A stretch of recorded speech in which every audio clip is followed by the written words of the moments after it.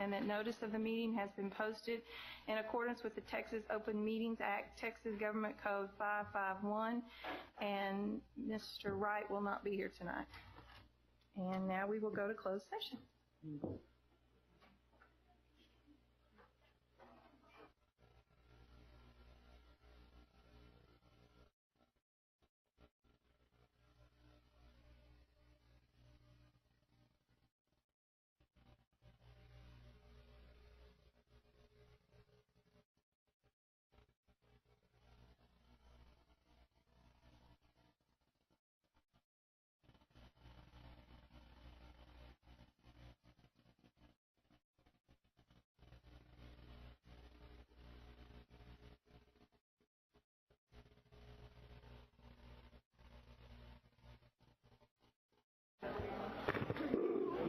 Mr. Sluter, report to your desk. Mr. Sluter, report to your desk.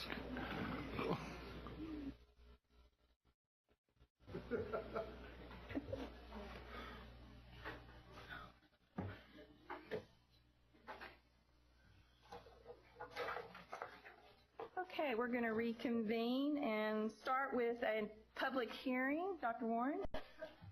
Board, this time of year, as required by law, Dr. DeSimone is going to bring us our, what did you call it last time? Tapper. What did you say? Taper or tapper, Melissa? You say tapper? Okay. So our tapper report must be presented to as a hearing every year, and so Melissa is very proud to do so.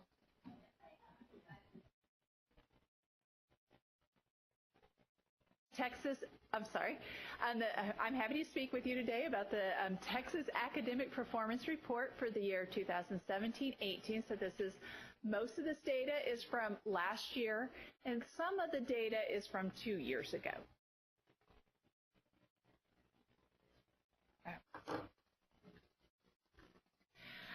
Just to give you an idea of what the TAPR is, it's designed to pull many pieces of data from many different sources together in one big report.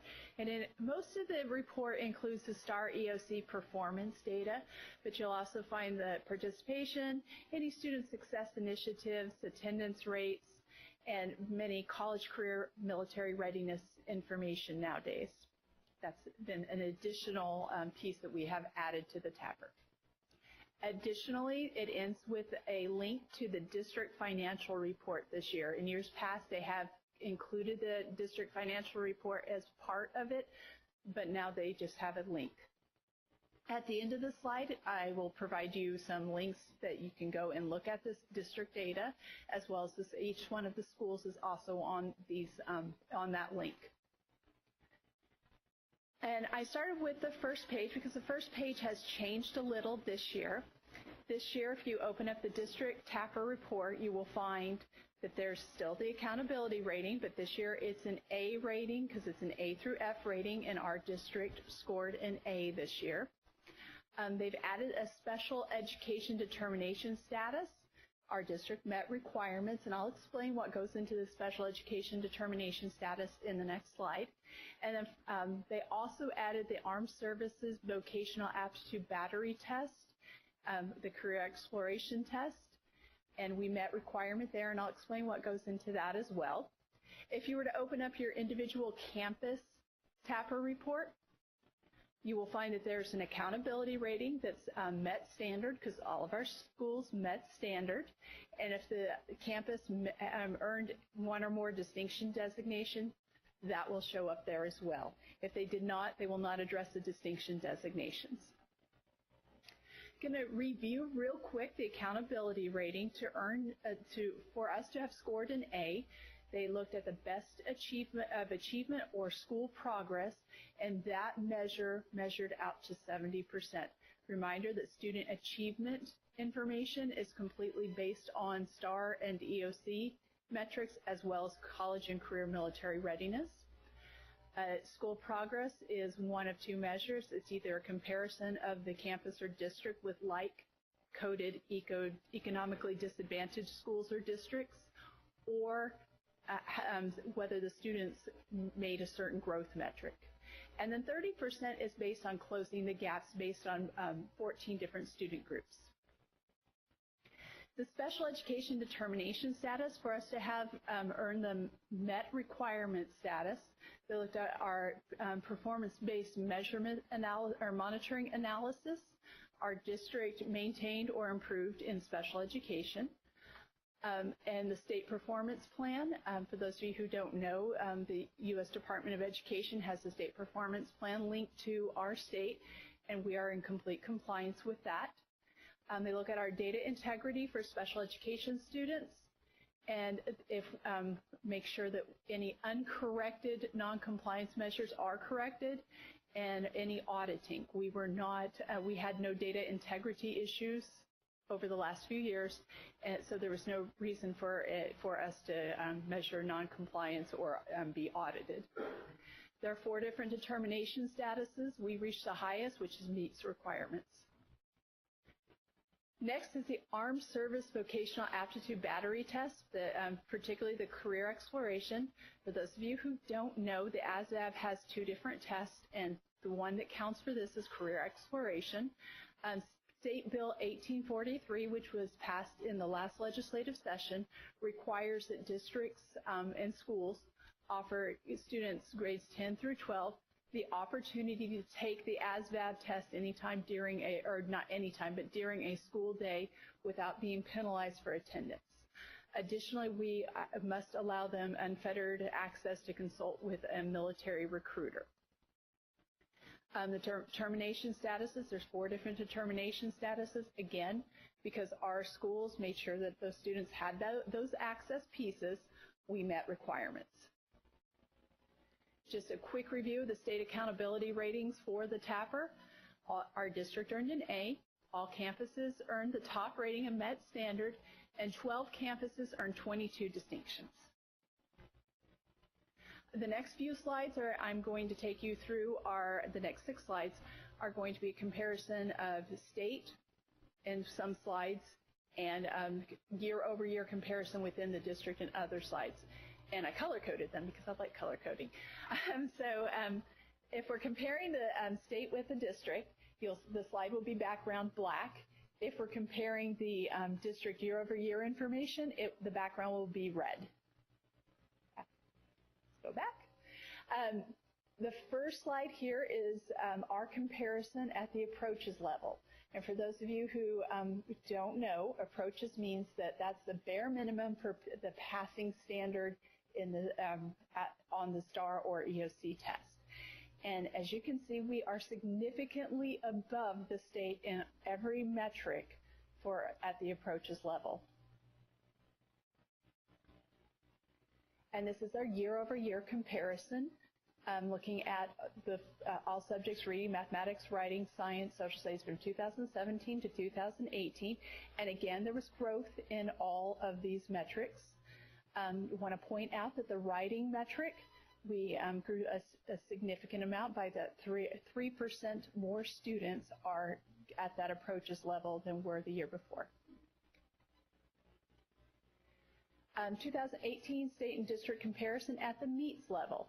This is the level that the state has stated is what they expect to measure whether a student is ready to be college ready at that grade level. So what that means is that if the student stays on this meets trajectory, that they should be college ready by the time they graduate. Again, we are significantly above the state in every measure there. So more of our students on average are at the meets level than on average at the state at large. And again, here's that 2017 to 2018 comparison at the meets level. And I want to draw your attention to that writing score, because everything went up, but that writing score went up by 10%. So 10% more of our 4th and 7th graders were scoring at that meets level. The 2018 state and district comparison at the master's level, as you can see, we are well above that. And what master's means is that is the highest level that they will award a student for on those tests. So as you can see, our writing is significantly higher, our science And our social studies are off the chart compared to, and all of them are off the chart compared to the state. And this is the highest. It's much more difficult to get that master's level. And again, year over year comparison, we grew again, having more students acquire that or earn that master's level on those tests. Want to highlight again that writing, science, and social studies.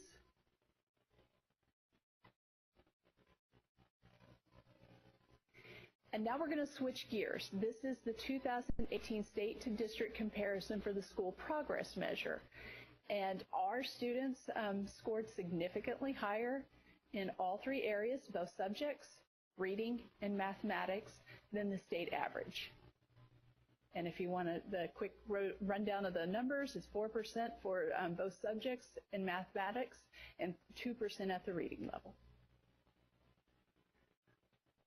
And then finally we get to the, well, not finally, but the next piece is where we break out the college readiness versus, and the next slide will have that career and military readiness. If you were to add all of these charts that I'm about to show you together, you're going to get to, I believe when I did the calculation, 126%, because a student can be, although they will only count for the district total once, a student might be in one of these designations more than once. So TSI, both subjects, what that means is that the students, 51% of our students scored at the college level on either the ACT, the SAT, or the TSIA, meaning that they should not need remediation when they go off to a university. The next section is that completion of 9 or more dual credit in any subject, or 3 or more hours of ELA or math. And we are about the same as the district or as the state, but that's a very good number. 1 in 5 of our graduates in 2017 had graduated with some college credit. AP met criteria in any subject. That generally refers to scoring a 3 or higher on an AP test. 34% of the graduating class did that. And then finally, associate's degree. I don't want to alarm anyone. That 0 is for the 2017 class. We did not offer an associate's degree program for that class in 2017. Career military readiness. They have decided to lump whether the students are career or military readiness as a whole into that first column there. So you can be either or there. And we're right about at the state average, just a little bit under. Approved industry-based certifications, those are 3% of our students are graduating with a certification that should gain them employment. Graduated with a completed IEP with workforce readiness. Those are our special education students that have a specific need in their IEP for a workforce readiness certificate, and we are at the state average. CTE coherent sequence aligned to an industry-based certification. This requires a student to have taken 2 sequential classes that would lead to a certification. And so 12% of our students did that, but they may not have, actually they did not get that approved industry certification. So we're looking at about 15, I'm sorry, that's 15%, almost 16% of our students had some form of CTE for after high school. And finally, the U.S. Armed Forces enlistment. To be considered a U.S. Armed Forces enlistee, we have to have the students answer that question, and they do that on their exit survey that they complete the last week of school. It goes into Naviance, and that's how we gather that information. Program counts. We have been pretty stable with our program counts. We have 1,200 in 2018 for bilingual. It's about 1,100. That's about what our growth is. Better column to look at is that percentage. And as you can see, the percentages, with the exception of special education, have been fairly stable. Special education did rise a percentage and a half.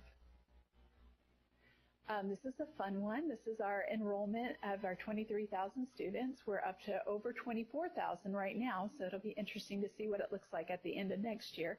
But I've been watching that fifth grade class for the last 5 years, and they've always been our biggest group. So there they are again. So middle school, those of you teaching sixth grade, there's a lot of them.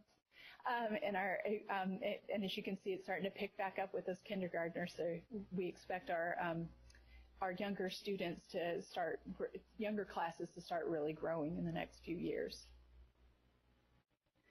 Another fun one is our NISD total staff. As you can see, going back to 2004-2005 school year, we had 812, and looking ahead now, 13 years later, we're at 2335, and year over year, we hired 82 new employees in the 2017-18 school year. Those are new positions. And I want to remind people, we did not open a school in 2017-18. We opened one this year, so we expect that number to be even higher next year at this time. Links to view the report. The NISD TAPR is located on the RAD School or Research Assessment and Accountability web page, and there's a link on the side if you want to go there and pick that, select that, or you can go straight to this link. NISD school report cards. That link there will take you to the state report card. There's also a federal report card in the Research Assessment and Accountability pages. And that is a new requirement from ESSA to make sure that that is completely out there. And then finally, our financial standards report. Again, that's the last page of our TAPR, if you don't want to go to that convoluted link. And you'll be able to find that on the last page of any of the TAPRs. So what questions do you have? Okay, this is a public hearing, so anyone can ask questions. I actually have a question. Okay. Dr. DeSimone, on the earlier charts you were showing the 17-18, has this rating only been going on for 2 years, or does it go back further? As the charts, I can pull the charts that we have going back further if you'd like. Okay, no, I was just wondering if that was, because I know it just changed recently, so I just didn't know the current standards. Is that the current TEAC standards or the current rating standards? What is on here is the current standards going forward. And in areas where we weren't able to do a year-over-year comparison, like with the school progress measures that changed, because last year they were called student progress measures. And so you can, just by the label, you can tell that there has been a big change. I just focused on not year over year, but state to district comparisons. okay? All right, thank you. Thank you. Any other questions? Okay, then we will close our public hearing. And Good job, Melissa. thank you. And reconvene our regular meeting. At what time? 6:47. Very good. And invocation and pledge, Dr. Warren. All right. If everybody please rise. Folks, thank you for being with us tonight. It's good to see everybody. First of all, if you feel comfortable doing so, please pray with me.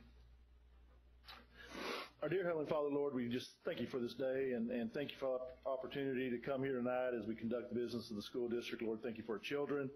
Thank you for this board. Just give them the wisdom as they do conduct the business, Lord.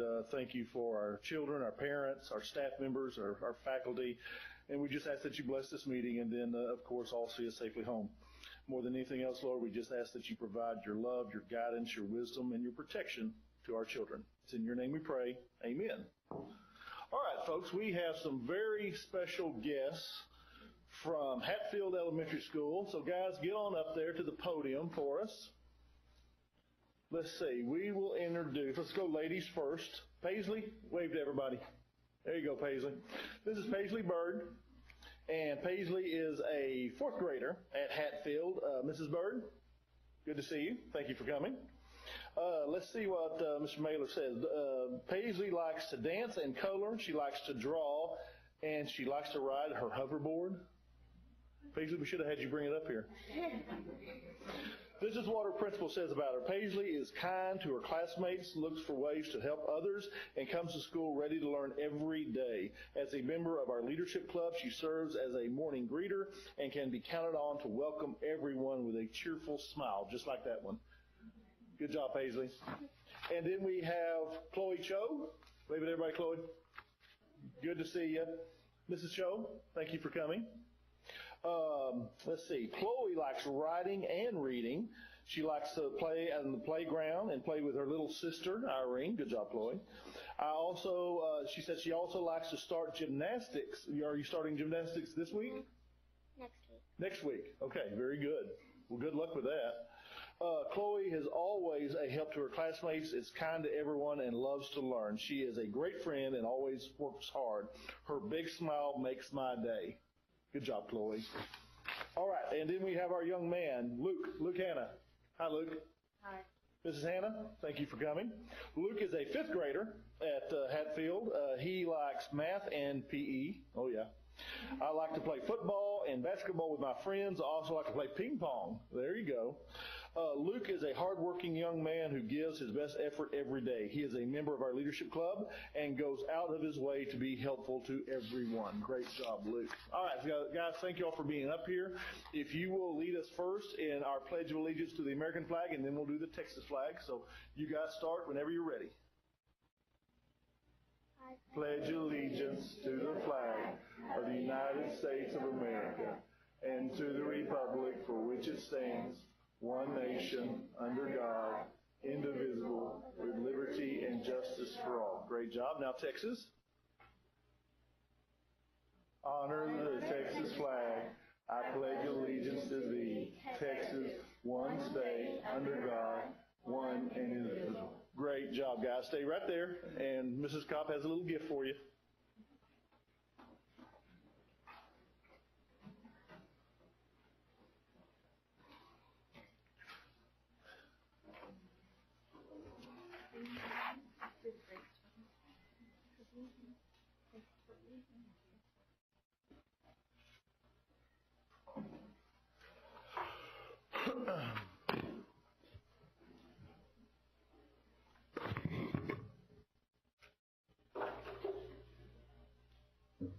Okay, now we will have recognitions. Dr. Warren? All right. Yes, if you and President Kopp and then also Deputy Superintendent Dr. Rob Thornell can join me at the front. The College Board has named Northwest ISD to the organization's 9th annual AP District Honor Roll. The district is one of 30 in Texas named to this list and is recognized based on AP test scores and participation rates in AP courses. Accepting this award tonight on behalf of the district is Director of College and Career Readiness and Principal of Steele Accelerated High School, Bobby Morris, Advanced Academic Services Coordinator, Audra Rao, Byron Nelson High School Associate Principal, Carolee Deerdorf, Northwest High School Associate Principal Todd Rogers, and you guys can come to the front as I'm calling your name. I'm sorry. I'm looking down, so I didn't see you. And Eaton High School Associate Principal Stacy Miles.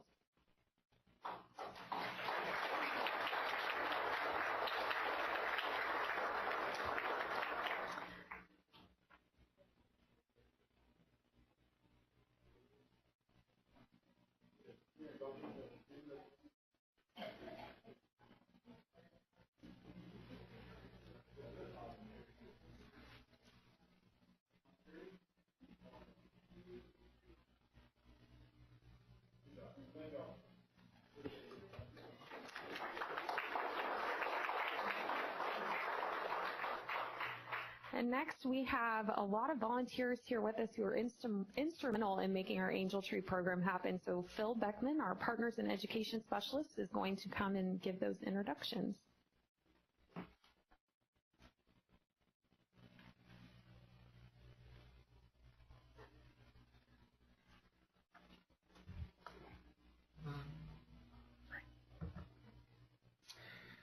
I is pleased to recognize our Virtual Angel Tree volunteers and partner tonight. Launched over 10 years ago, the Northwest ISD Virtual Angel Tree program was established to serve students and families who met certain criteria. Once identified, the students' wish lists are posted and adopted by teachers and staff, student organizations, local churches, and businesses. Thank you to all the generous donors and volunteers, especially Carrie Ann Jones. As I call your name, please make your way forward. Tammy Moots, Jill Warren, Lupe Garcia, Connie Cowan, Michelle Smith, Mary Lou Thurman, Stephanie Kahan. These ladies gave so much of their time and energy. Also, thank you to Reliant Transportation, especially Richard Blatchley and Michael Butters, for their partnership to deliver the virtual Angel Tree gifts to campuses. Together with everyone's talent and treasure, 966 angels' wishes became a reality.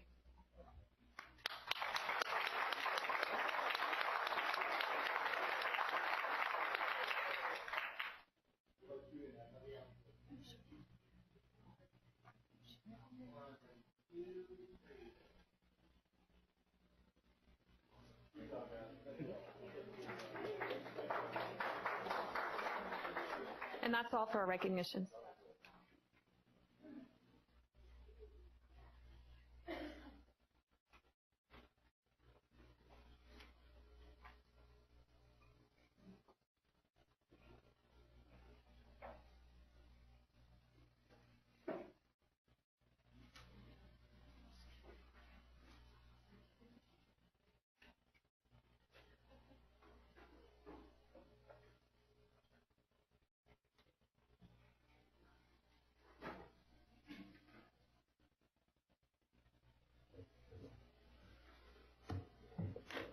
Okay, our next item on the agenda is public participation, and we do have some tonight, and I have a statement I need to read first, and then I'll call you to the podium.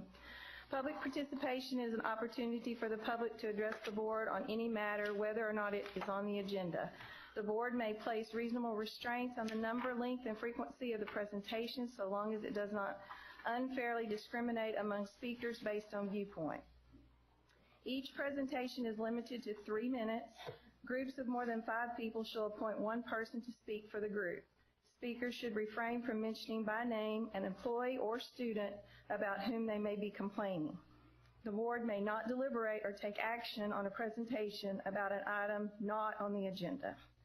So first we have Mrs. Sarah Lowe. If you would go to the podium and state your name and address.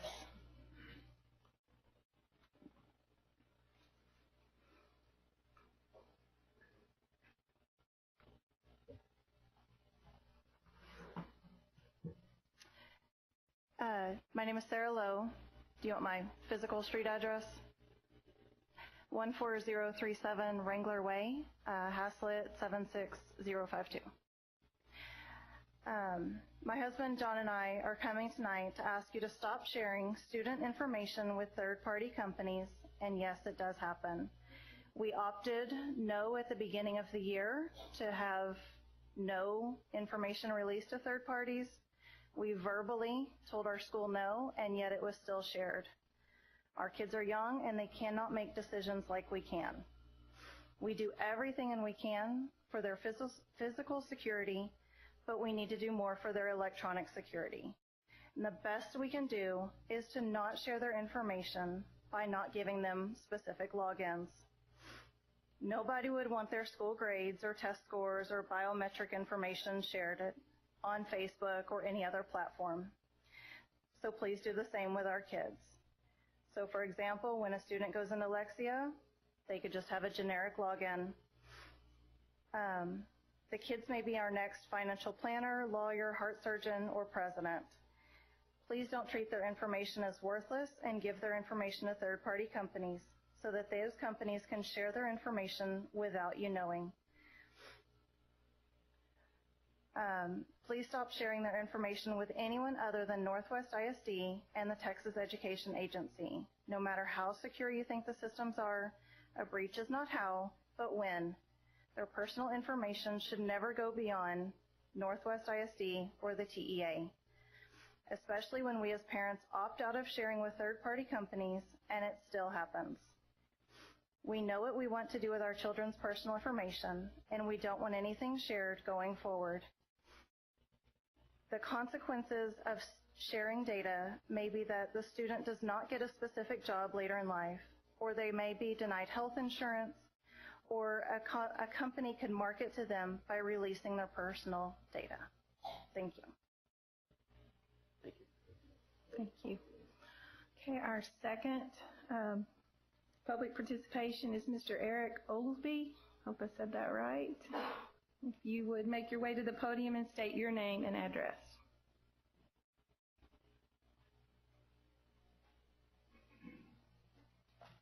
Good evening. My name is Eric Oglesby. I'm 6709 Friendsway Drive, Fort Worth. I'd like to thank the members of the Northwest Independent School District for allowing me to speak this evening. I come to you before to ask for your support in contacting State Representative Matt Krause, who represents a portion of your district, and encourage him to support Northwest ISD and other independent school districts in his district. The last several legislative sessions, Representative Krause has consistently come out in favor of better treatment towards charter schools and homeschool students, while ignoring the more than 95% of the students in his districts that are in public independent school districts. Although Representative Krause will tell you he supports the ISDs in his district, his voting record shows his emphasis on draining funds from local school districts, such as Northwest ISD. This is in spite of the fact that evidence shows, for example, many charters are not subject to the same accountability ratings like the ones we saw this evening, as well as I could give you dozens of examples of failed charters in Texas as well as around the country, but cannot in the interest of time. Representative Krause also wants to cap a school district's ability to set local tax rate and have this decided in Austin despite his rhetoric on being for local control. Representative Krause even told me in his office and at a public forum as well that teacher association dues was in fact forced upon teachers even after showing him examples of teacher contracts. In fact, just this week, a member of his Austin office told me that teacher association dues was mandatory by all school districts in Texas. This statement was false and shows a pattern of misinformation put out by Representative Matt Krause's office. So I ask you tonight, as representatives of Northwest ISD, to tell his office, you, the Northwest Independent School District, support independent school district and not to risk state funding on charters, but to help properly fund and support our independent school districts. And that there is, in fact, no mandatory teacher union dues in Texas. As supporters of ISDs, our mission is not just for certain kids, the 5%ers, but for all students. God willing, Matt Krause shall hear this message. Please contact his office and pass this message along. Thank you very much.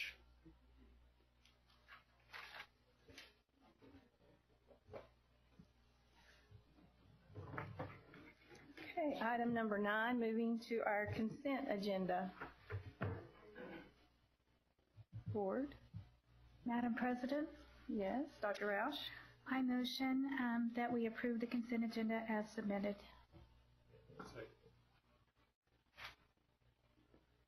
I have a motion by Dr. Roush and a second by Mr. Sproles to approve the consent agenda as submitted. All those in favor? 6-0. Thank you, Board.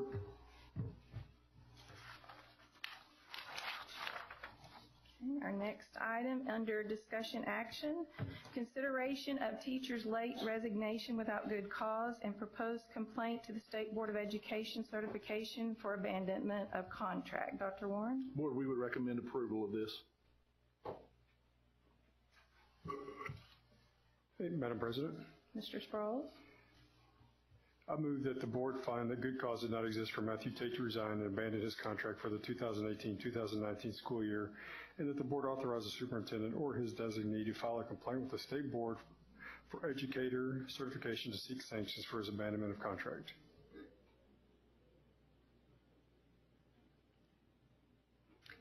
Second. I have a motion by Mr. Sproles and a second by Dr. Roush. All those in favor? 6-0. Okay, and next item is District of Innovation. Dr. Warren? Before we do, did y'all notice that Steve is the only person that actually takes his glasses off to read? I know. Did you? I never noticed that. I have to put mine on to read.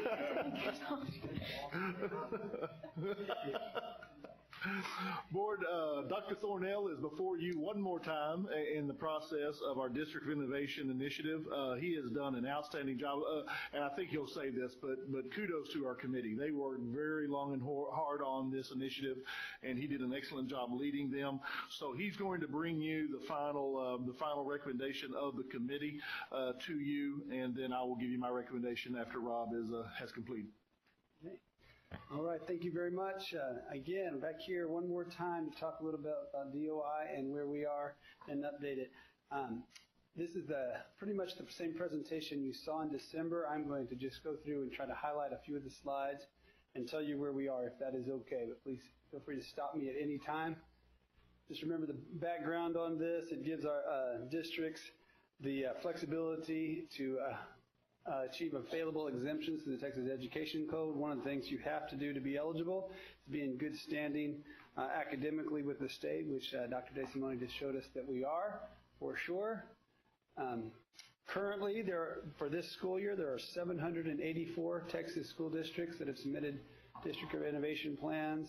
That's roughly 3/4 of the districts in the state of Texas, and quite a few others actually have already done so this year to take effect next year. So most districts have done it for one reason or another, although all those plans are not the same. Went through the timeline with you a little bit. We started this process last year and discussed it quite a bit, and then we put it on hold because of some of the strategic planning and things that we did. This year's timeline, we've done quite a bit this fall. I first presented to you and asked you about it in September. We talked about different things. The committee worked throughout the fall, brought you some updates in October, as well as meet with DIC 3 different times. And then we finally, in December, the last meeting in December, we brought you what our planned draft would be. Okay, if you will remember, all of this was posted on our district website, and our community has had a chance to chime in. I'm going to show you a little bit of that real quick. We asked the committee to talk about to keep the strategic framework in mind, as well as this question about would it have a positive impact on NISD students. Okay. We researched, we collaborated, and we identified the themes. I've gone through this and presented to you before. These categories really took hold of some calendar start times, teacher issues, student issues, and curriculum instruction ideas. The committee continued on with major work, prioritizing the implications, and some subcommittees have come forward. One of the things we did to gather public input is use the thought exchange, and again, we had over 175 different ideas posted. The graph you see in front of you was the top 100 thoughts, meaning those got the most input or vote. You can see a lot of it, about 33%, was about the calendar, some C&I issues, teacher issues. There were a few operation, but not enough to write, and they weren't ideas that required DOI. So we continued that question, and we went through what's the support level, priority level. Our committee did all of that. I showed you that last month. 26 major ideas emerged, but only 12 of them required DOI. We began prioritizing them more. We got feedback from both the DEIC committee with individual surveys, and we also presented a DL teaching administration, asked them, and we have 9 innovation exemptions that we brought forward to you for consideration in December. And here they are. Uniform start date for the academic calendar again. We asked for a waiver to give flexibility to start when we would like rather than when the state says. Minutes of instruction. There's some very strict parameters around that. I don't really anticipate that changing much. In fact, Dr. Espinoza tells me it will not. Educator certification. Remember, one of the things we talked about in previous reports is this would give us the flexibility to write a district policy and or regulation if we felt the need to hire someone or recommend someone for hire that was not certified as a teacher. This one has brought up some discussion. One thing I'll tell you, this is not an intent to do that a lot, but there are opportunities and times when we have people that it's hard to find someone certified, and we want to make sure we have position. think foreign language has come up in that, as well as some CTE courses. So what we would do is ask the flexibility to do that, and then we would write a regulation that you would then approve later on. Campus behavior coordinator, pretty much already doing that in practice. The state regulation has us assign one person. Most of our assistant principals do that in collaboration with one another. We talked about removal of unwanted visitors. This would give a campus administrator or designate the right to ask someone to leave the campus if they felt that was warranted without written notice, as the statute says now. Some others we've talked about, credit by examination. This would be the flexibility to write a local policy on how we believe students should receive CBE credit. Minimum days of attendance. This has to do with students that are in good standing academically but maybe have missed more school than necessary, either because of illness or some other reason. We give us the opportunity to give them credit for the course if they've shown mastery of the things. Example the committee used was a student that might had mono and missed a week and then missed a couple other days and everything, but they're still a straight A student. There's no need for them to go to summer school or make up the work somewhere else. So it's flexibility to do those kind of things. The probationary contracts for experienced teachers. This would allow the district to extend a teacher to an additional third year of probationary contract if deemed necessary. And then finally, teacher mentors. With our growth right now, it says you have to have been a teacher for 3 years, and we're going to ask for the flexibility that if a principal recommended someone that taught less than 3 years, that would be okay. So those are the ones that we brought forward for consideration. These were other ideas that we went through before that came up that are not part of DOI, but are things we could do. And so we'll continue to look at that. The next steps I presented, we posted this pending when you approved it in December, we posted it the next day, and so it has been posted for 30 days. A link went out to our community asking for any feedback and whatnot, and I will tell you I received exactly 6 pieces of feedback from the community. 4 of them had to deal with saying, please let us start earlier on the calendar. 1 asked for more recess, which I'm all in favor of, although we do not need DOI.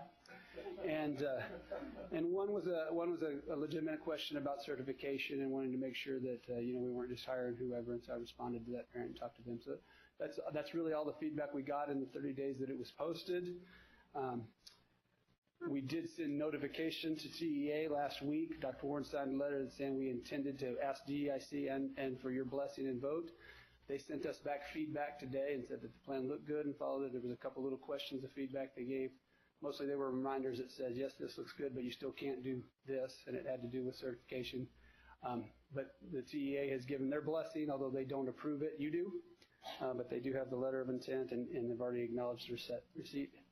This afternoon I presented to DEIC, and they unanimously approved the ideas that we've asked for, and so I bring it forward to you to ask for approval. If you approve it, we would then have 15 days to finalize any language and post it on our site and get it to TEA. And that's where we are right now. Can I answer any questions? Dr. Thornell, I promised you 2 questions. Oh, yes, sir. First question. If you were picking one of these and said it had the greatest impact on student learning, which one of these exemptions would it be? I think that I would want to make sure that we have as much flexibility and control as possible to hire the best person possible in our classrooms. And if that meant someone that had industry experience or whatnot, and we felt like we could put them in the classroom and they were the best person, that's what I would want to do. That's my personal opinion. The committee might have voted otherwise, to your question. So question number 2 is, from the outside world, you look at this distinction that we have. Does it put us in a positive light, a neutral light, or a negative light? The DOI distinction? Yes, sir. I think it would be fairly neutral. I will tell you that if you remember at the very beginning of this process when I described it, we had received some feedback from our community. Not much, but some that said, hey, we're glad you guys wait to start. Because in all honesty, most of the public sees the calendar as a DOI thing. So there was some feedback that they were glad that the NISD had not done that and started earlier. As we've gone through the process this fall, we have not heard that. The majority of parents and the committee, teachers, and everybody wanted to start early. And I think one of the things you'll see later tonight is some of the calendar voting, because that has been going on, talking about plans that are DOI and plans that are not. the overwhelming majority of our community would like to start the school year a little bit earlier because of not just because they're starting early, because some of the benefits it brings throughout the school year with flexibility in the calendar. So you'll see that when Dr. Espinoza presents. So to answer if it's good light or bad light, I think it might depend on where your interests lie on any of those particular exemptions. I think that what we have tried to bring forward to you are things that we truly felt like if we needed to utilize them would benefit our district. And we may not have to utilize all of those, but we're asking for the flexibility to do so. Thank you. So for clarification, we have high priority and moderate or priority. So once this is approved, they all become equal, or they all automatically go into place? Or? They all would be in our plan. Several of these, in fact, just about all of them, we would be working with Christy Hobbs and with Kim Cayley and whoever necessary to write regulations that would go with each individual one. Now, the one that would probably take the most immediate action or discussion is the calendar. And that doesn't necessarily require a regulation or a new policy. That's going to be a calendar that you guys approve, obviously. And so that would be pretty immediate. The others, as I said, whether it be the certification of teachers, some of the things about the mentor program things, those are things we're going to have to rewrite and look at some of those things. And we're not have to be in a hurry to do that. A DOI designation is 5 years, but we've been working, most of those fall under with Dr. Cayley, and we've worked with her to do that. And so I heard you say that for the educator certification, that would require additional regulation or policy in order to implement that? Yes, ma'am, that's what we anticipate. And that would be reviewed by you guys, by committee, by you guys, by Christy Hobbs. Okay. And we would go through that. And for the teacher mentors, because that was in our district improvement plan, how will this change then our district improvement plan? I think very few districts around the state have taken advantage of this particular example. When we studied and researched other districts, I talked to one district in particular, and they were also a fast growth district. And one of the things they felt like was because they were hiring so many teachers, it expanded their pool of teacher mentors. Now, our principals pick the teacher mentors, and they do so based on their recommendation and people they believe are good mentors for their campus. And I would anticipate that still being the same process. If we go from 3 years to say 2 years, it has the potential to open up make that pool a little bit bigger. So how would there be specific data that would allow us to say this person no longer needs a mentor, or how would this would just be opinion? This is to allow a teacher to be a mentor, not a mentee. Okay. Yes. So again, we use principal recommendations on if they feel like their teacher is qualified to be a mentor. We don't have a set criteria other than the years really, and so they can be a mentor, and we would trust the principal's recommendation on those. Now, we do things like talk to new teachers about their mentee experience and things they need for the first year, and that's run through Dr. Espinoza's office as well as Dr. Cayley's, and we would continue to check on our new teachers and make sure that they're okay. Again, I don't know that this is one that you would even use, a lot. But there are some really good teachers that are young. And again, a principal might have the flexibility of matching them with someone they think is a good fit. That's what it's for. Thank you. That's clarification, because I know we do need the mentors. Yes. That's important. And then finally, and I'll stop asking, but the things that don't require DOI, will we still continue to look at some of these? Because these look like really positive. Absolutely. A lot of them are very positive. Some of them are already starting to take action, and others will continue through. But we're excited about the idea of the thought exchange that we used, and the ideas and the number of people that chimed in was very exciting to us.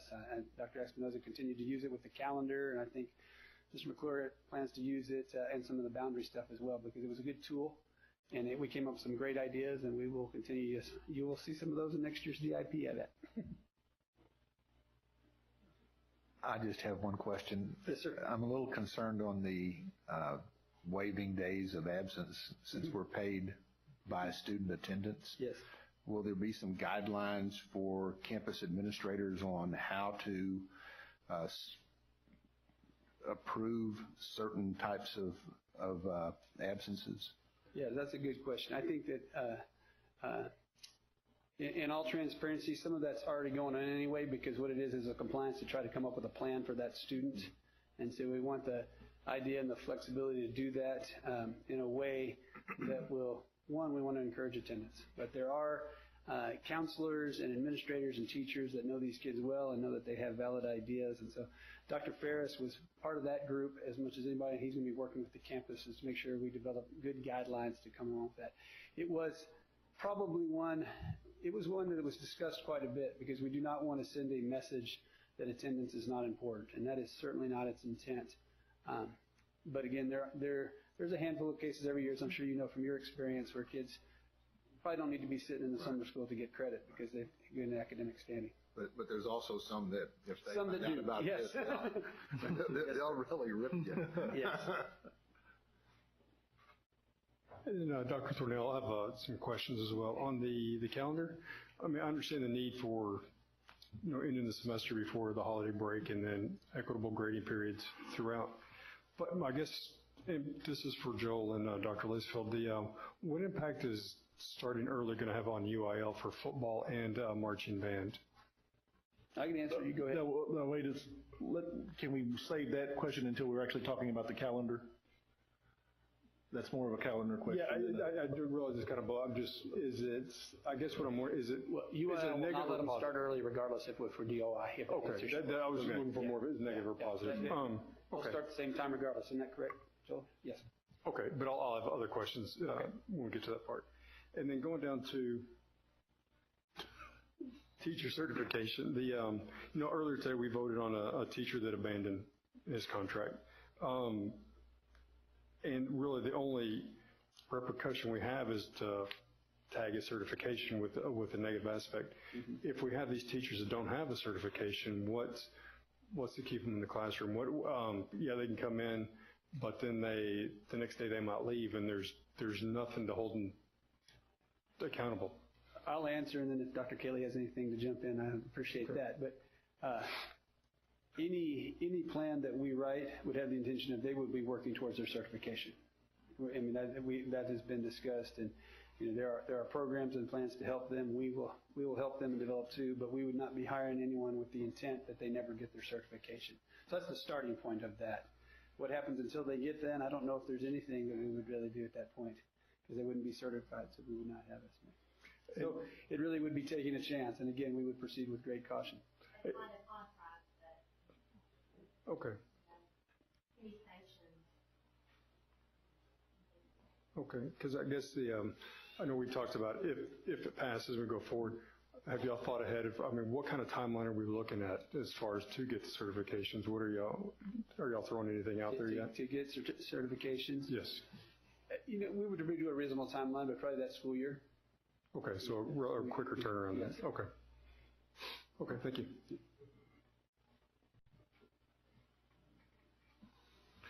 Any other questions? Okay. Board, I really do appreciate Rob's work and definitely the work of the committee who did that. Again, this is after a conversation with one specific board member. The TEA may have a little bit of delusions of grandeur calling this innovative, but it does give us more tools for our box to be able to get those waivers from those regulations, and I do recommend approval. I think this will be a plus for our district to become a district of innovation. So I recommend approval, please. Madam President, Mr. Hastings? I move that we approve the adoption of the Northwest Independent School District of Innovation Plan as presented and as recommended by the administration.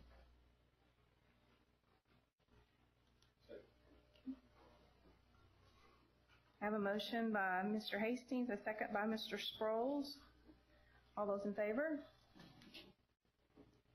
6-0. Thank you, board. Thank you, board. Good job, Rob. Okay.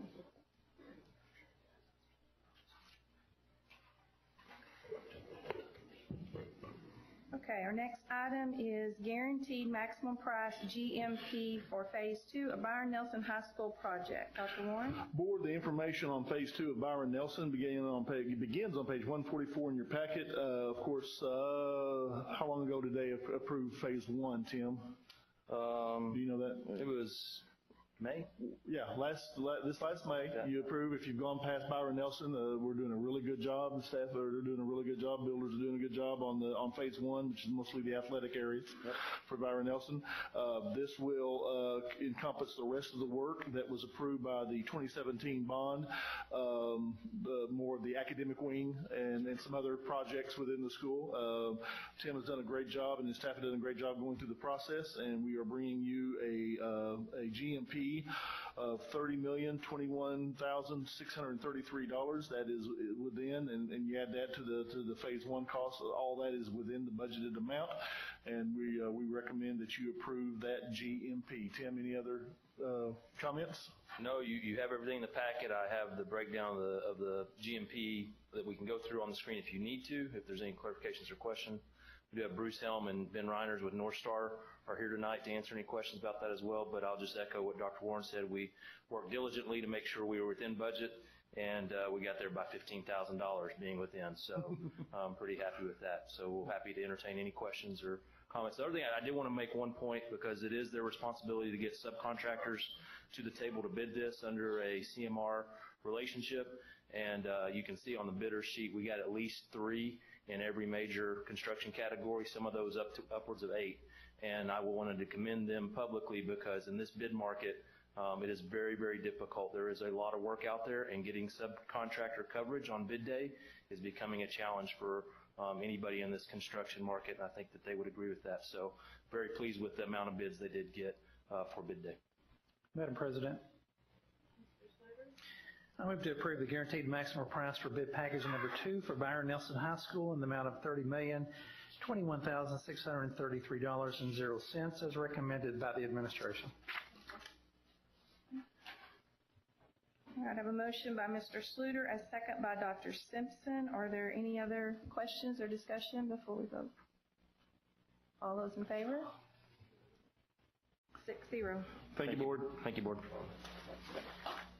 Our next item is budget perimeters for the 2019-2020 school year. Dr. Warren? Board, it is that time again to begin our budget process. The information begins on page 186.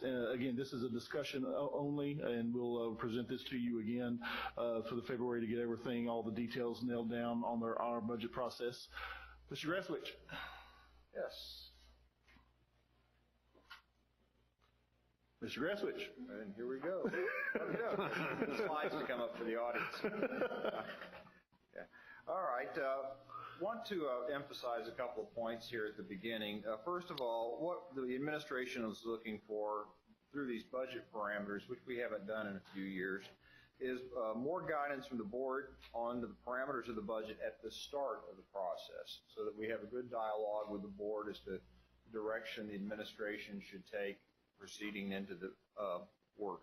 And then at that point, we were asking for more latitude during the work from the Board of Trustees to make the decisions about staffing after we receive the parameters up at the front. So more on the front so that the process can be more efficient on this in the middle and towards the back end. It is important to note that we will keep the board informed at all the board meetings with updates as the budget process works its way through in February, March, April, and then ultimately into the workshops in May, the adoption of the budget itself in June, and ultimately the tax rate in August. And so you're trying to put a little more on the front end so things in the middle and the back end will go more smoothly, is the thought behind this process. Now, we always show this stuff, and you get to where you kind of take the core values, the vision, the mission statement, and the strategic goals is, okay. And that's probably a good thing because they're embedded at that point. But when you're mapping to make a lot of tough decisions, which we're going to have to make because the demands from the state have never been higher and the resources have really never been lower. So you've got to make the tough decisions working within that environment. And this is the only thing you can hang your hat on that will allow you to work your way through that kind of a perfect storm, which is your strategic goals, which reflect your mission statement, your values, and your vision. So I always put these up here because it's important to know this is where the budget starts. Numbers is the back end, values and words is the front end. Now, as far as the parameters go, it's kind of an involved thing. So there's revenue assumptions and there's expenditure assumptions. And I wanted to start with the revenue assumptions first. Student enrollment is a revenue assumption because at the guts of the foundation school program is what's called the adjusted basic allotment, which is driven by your number of students you have in your district. So AKA more students, more revenue is allowed to be retained. And by retained, I mean not only do you earn it through the foundation school program, you get to keep it under Chapter 41 recapture. And we are going into Chapter 41 recapture because our values have grown so rapidly, and our students are growing at 5 or 6%, but like, for example, 3 years ago, we grew at about 5.5% property value and about 5.5% students. Then the next year, we grew at 6% property value, so we're okay.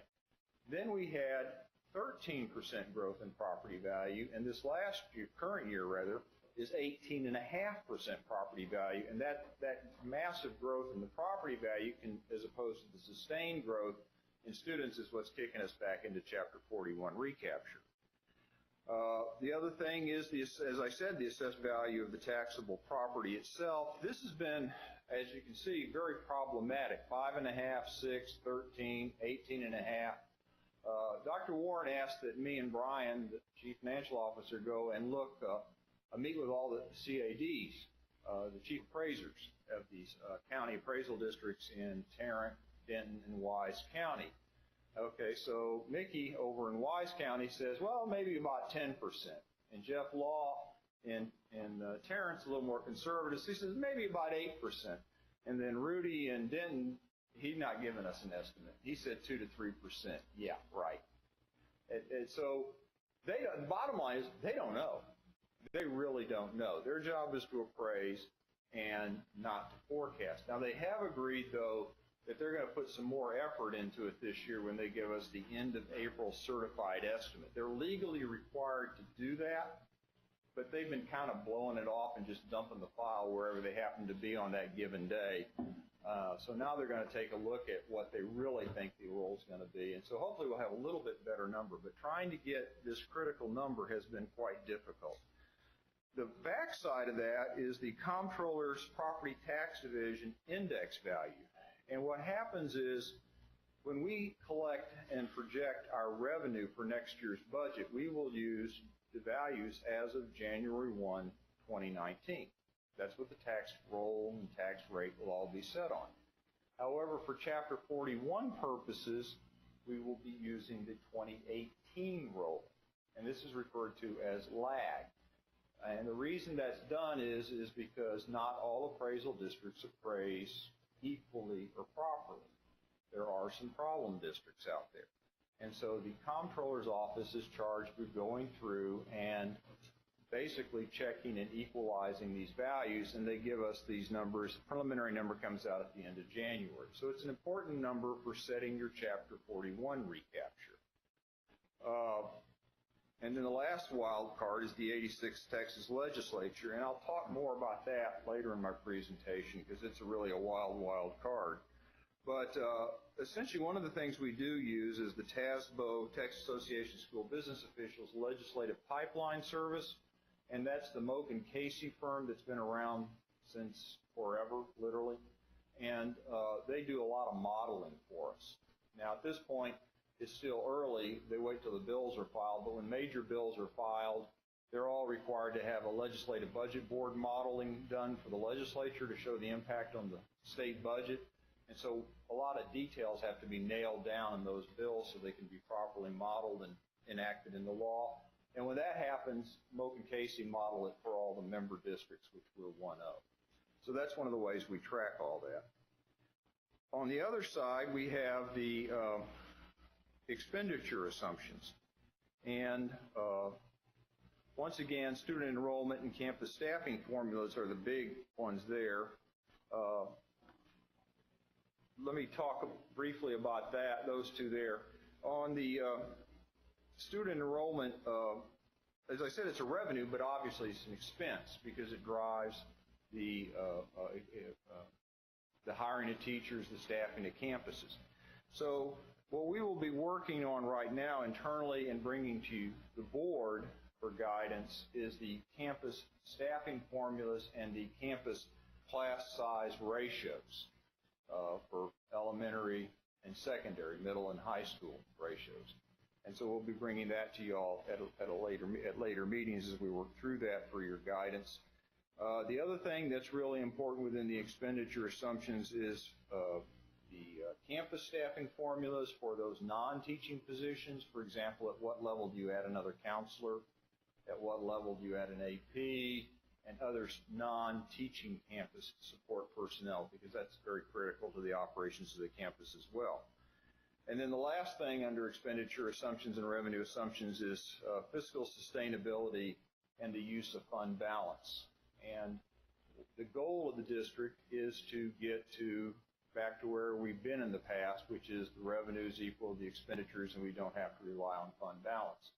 But as we know, with the expiration of ASSETAR, the additional state aid for tax reduction that was killed by the legislature and not upheld by the Supreme Court, that at this point we're in a transition zone and we have been using some fund balance, and we probably will continue to use some fund balance until we address some issues on both the revenue and the expenditure side throughout the process.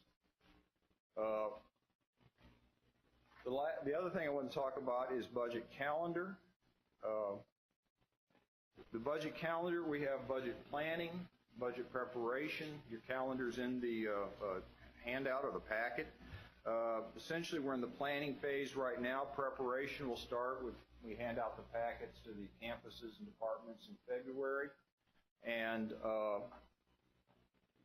then we'll get them back in March, and we'll go on from there, compiling the budget, reviewing staffing internally in February for the campuses, and in March for the departments. And then we'll be bringing forward, doing budget updates throughout April as we work on preparing a recommended budget. We have a pair of budget workshops scheduled in May with the adoption of the compensation plan at the end of May, and then we'll compile everything into the formal budget document for June, remembering that we adopt the tax rate after we get the certified tax roll, which comes out in July, and so then that will set up for the adoption of the tax rate itself in August that funds the June adoption of the budget. Last thing is, of course, then the budget process actually goes for another year where we amend the budget throughout the year, do the monthly financial reports, and ultimately end with the audited financial statements in the October after the year's closed out. I want to talk about the tax ratification election, and this is where the rubber is probably going to meet the road this year or next year. I mean, unless the state changes their procedures, and there's, the state's kind of the interesting, like I said, it's the wild card. If you look back to the election, elections matter.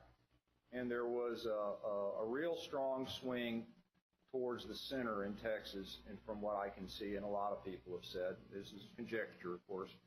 But, for example, the election of the Speaker of the House, Dennis Bonnen, was on the 8th, was unanimous. And you didn't have the caucus, the Freedom Caucus, or any of those groups dissenting. Patrick saying he's going to work with him. And Dennis Bonnen's first and the number one goal is school finance. So that's good. You had on the 11th, the Legislative Budget Board came out with their spending update, and there's $8.4 billion within the limit. And then if you add in funds not subject to that, there's an additional $2 billion. So they've got about $10.4 billion to work with. You'd always like more, but it's good to know that they do have funds to work with to address school finance and the other pressing issues of the state of Texas. But then you always get things like this. The School Finance Commission, interestingly enough, did compromise and did issue a report on 12/31, but the title of their report is Equitable Funding for Students Who Need It Most. Want to bet which side of that coin Northwest ISD is in? We don't need it, evidently. And so, according to the School Commission report, we should be able to transfer $20 to $30 million to other districts who have other students who need it more than the districts in our area. I mean, the students in our district. So, as usual, it's going to be a fun legislative session where it appears overall the legislature is positive towards us, but there will be a lot of back and forth over the actual, the details of it all. Ultimately, that's where the tax ratification election, because at this point, we're a bit upside down, and we're going to have to get back to where we need to be solid for the future and sustainable going forward. And so that's one of the reasons we have the district, and the Board of Trustees has accumulated a substantial fund balance over the years so that we can work our way through these things in an orderly fashion and not in a crisis mode. Dr. Warren, any additional remarks? Team, John and I talked about this today. Our goal is to bring you a balanced budget. That's goal number one. That's got to be the first goal, to bring you a balanced budget that'll take care of our children, that'll take care of our campuses and our programs.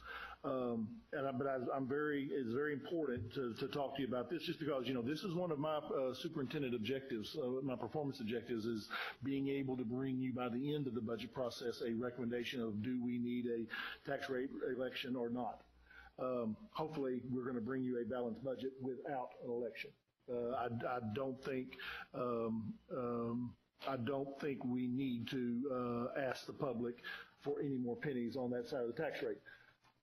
I've got to be positive going into it, just as John said. I've got to be positive going into this legislative session, because there's more positive talk, there's more positive feelings about change than I've ever experienced probably in the last 20 years. So we're going to do our very best with your guidance through the process and through this process to be able to bring you a balanced budget. Hopefully, John and I and the rest of the crew will be learning a completely new finance system by the end of this legislative session that we'll have to teach to ourselves, because they will have changed the way that we fund public schools. So I'm looking forward to the challenge of Austin. I don't usually say that, but I am this time, and so we're gonna get this process rolling. Dr. Warren, I have a question for you. Yes, sir. When you say balanced budget, you mean without the assistance of our fund balance? That is correct. Okay. One of the parameters that I'm going to bring you for when we actually raise your hand and vote on the parameters for the budget process, either the first probably this next board meeting, the last January meeting, if we feel we cannot bring you a balanced budget without the use of fund balance, John is going to bring you the next, he does a very good job of keeping you updated on the 5-year forecast, and I think it's a great way to look at things. We've got to look 4 to 5 years down the road to see, with our growth, we've got to be able to know that, so that you can give me my marching orders. Say, Ryder, if you can't bring us a balanced budget, we would like you to keep X amount of dollars under that specific line item for the fund balance. When I go to faculty meetings, Mr. Schluter, I talk about fund balance all the time. I talk to our teachers. Districts are not unlike us at home. We all, hopefully, best case scenario, we all have our savings account, and the district has its own savings account. Now, you don't want to use your savings account to pay monthly bills. Just like a school district does not want to use its fund balance to balance a yearly budget. That is the best case scenario, and that's what we're going to try to stay under. If we can't, I would like you all to give me your guidance on how much of your fund balance would you want me to use if it came to that. And then that will direct us to if and when we need a tax rate ratification. If we just say, and again, John is absolutely correct, you've done a phenomenal job, and the board members before you have done a phenomenal job of building up a pretty significant fund balance. But as financially strong as we are, we even have a scenario we could be broke in 5 years. That's how broken the finance system is. And so the 8 of us have to get together and really game plan on, when we get to X amount of dollars left in our fund balance, there's no other choice but to go out for a tax rate ratification election, just because our district would look different. Our teachers would have to do things that they normally don't have to do now. Class sizes, things like that. The supplies that we give them, the experiences we give the children, we would actually have to come down from our expectations if we didn't have the level of funding that we feel we need, that we've had in the past. Okay. Good question. Mr. Grashwich, I had a question for you. You had mentioned because of the escalation of the appraisal values, that disparity put us back in recapture chapter 41. So are we better off net dollars because of that escalated appraisal, or would we have better if they'd been a constant 6% to match our growth? at this, the lag money is important to us. The fact that there's that 1 year difference between that, if we went to just, there is a push to go to what's called current values, where you don't, instead of using the 2018 and the 2018 comptroller's number, you use the 2019 number, and you just have to kind of figure it out as you go along, and then they come back and adjust it a couple of years later. In the current situation, it's better for us to stay where we're at. There's no doubt about that. Plus, the way it works is you can't really buy your way out of it. If you lowered your tax rate or whatever to get your collections down, it's on a percentage basis, and it's not the wealth, it's the wealth per student that's putting us in this situation. So, yeah, we got to give some percentage away, but we get to keep some percentage. And so if you lower it down, it's not that you'll stop paying recapture, it's just you won't pay as much recapture, but you won't have as much to spend on the students either. Okay? So what they literally do is they take your wealth per student, apply it to a standard, and that creates a fraction that they then apply to your tax revenue. Okay, let me ask you a yes or no. So is the net revenue on the positive because of this extra growth, or the kids that we are gaining does not net us more money than we're losing. John just said that, next year's, if you run the template that you use to do, it's called cost of options template. When you run our numbers through there, our payment could be as much as $20 million next year, could be $30 million a year after. I think the city of Austin ISD pays something like $250 million annually. Yeah. We cannot, because we're gaining 5 to 6% of students annually, we cannot keep up with that, what is being taken from us. Yep. That's where John's 5-year forecast shows us we're burning through $15 to $20 million of fund balance per year based on current law.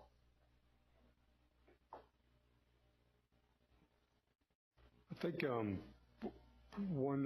forward, one tool we need to definitely take advantage of is taxpayers, people in the audience, because like you said, the wild card is the legislator. And in the past, you talk about, hey, the appraisals came in higher than expected. You get all giddy, and then I get angry because as a taxpayer, we're writing that check. And so something's got to be done. And so the legislator constantly hears from school boards and superintendents that we need more money, so they turn a deaf ear to it. But if the PTAs, the ambassadors, taxpayers can go out there and engage them continuously while they're in session right now, we could have an impact on that. Yeah. So, but I think we as a district need to lead that effort to teach parents how to do that. Steve, right now, and of course Angela does a phenomenal job, Angela Scott does a phenomenal job as our community's person to be able to organize the legislative priorities that you've adopted. Right now, all 3,000 staff members have them. Also, our teacher leader groups have them. By the end of this week, we're going to send out an email to all 50,000 parents and caregivers, and we're going to explain there. I think Emily and I are even going to plan maybe a Facebook Live session where we are asking help, and we have to ask for help. I'm very careful never to try to be portrayed as telling someone where to be politically, what side of the fence to be politically. That's none of my business.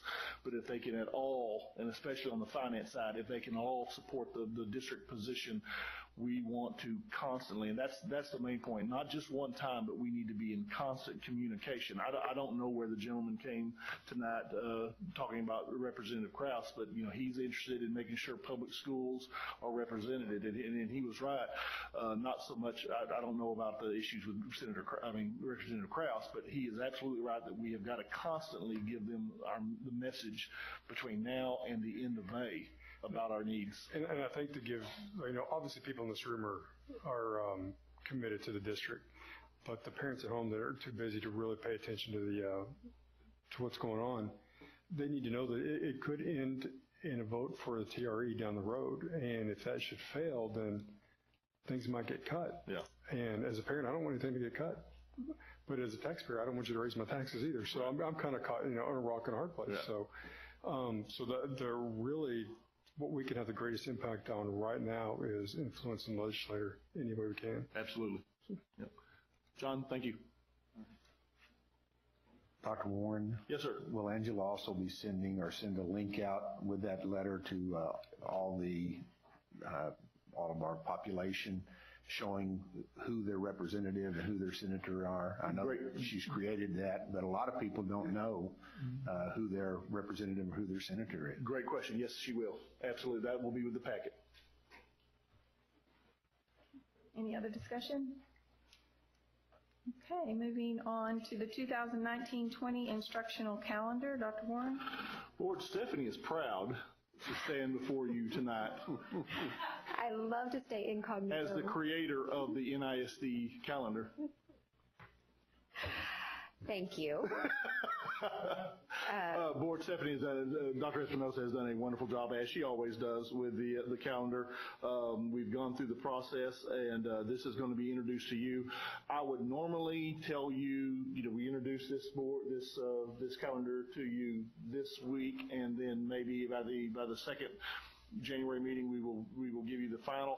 I don't know if that's going to happen. Stephanie just was involved in a really good DEIC discussion and with some other ideas for the calendar. We have the top vote getter. We know where the direction that the community wants us to go, but there's still the DEIC made up of teachers, staff, parents, also can do some tweaks to it. So I can't tell you what Stephanie's going to talk to you about tonight is going to be the final version. I do want this approved. What I always tell parents is I'd like this approved by the time we get out for spring break, just so parents will know what it's going to look like for the next school year. But Stephanie's done a great job, as she always has, and she'll take you through the presentation. All right. Well, this was definitely a group effort to develop this calendar, and I will talk to you about what that looked like. So we did come together with a committee of 56 members representing each campus. We had teachers, administrators, and parents on the committee.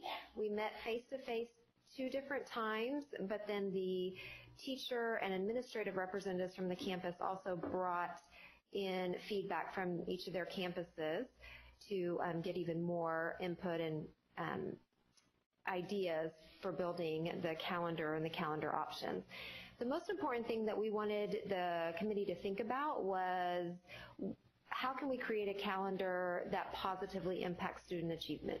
Not that's the most convenient for us or for parents, but really what is going to impact student achievement the most. And that was really the parameter that we tried to stick to in our discussions. We obviously have to stick to the state requirements of 75,600 minutes, which also includes 2 additional built-in snow days. So for us, that's about 900 extra minutes built into that calendar. Our teachers are on contract for 187 days, a minimum of 187 days according to the state. And then our day has to be at least 420 minutes for each school day. Now, we can ask for a change in that with DOI, but we don't really need to because our day is already 440 minutes, so that was not a concern for us. You cannot get a waiver for less than the 75,600 minutes, and so we decided it was best to keep our minutes as they are right now. And then the state does allow us to use up to 2,100 instructional minutes for professional learning. So it counts as instructional time for students, but it's actually for professional learning. And then we really talk about when our holidays are, when spring break is, according to other districts around us, colleges, because that's important to our families that may have kids in different districts or some kids in college, and for our teachers that may live in one district but teach in our district. We have to look at the state testing calendar when those dates are, and start and end days, our teacher professional learning time, and those days built in. The semester breakdown, which was probably the hottest topic of the calendar discussion, and then when we need to have early release days. So committee input was this, and some of it had to do strictly with calendar and how to build it, and other things were have to do with the calendar, but not quite. So thinking about 9-week grading periods, that doesn't really affect our start and end times, but the committee would like to see us go to a 9-week grading period. That was very important to them. A lot of that was based on, if you go back to that bottom bullet, balancing the semesters. That was another extremely important concern that they had, and they wanted to see our semesters balanced, and they definitely did not want to have any more 5-week grading periods.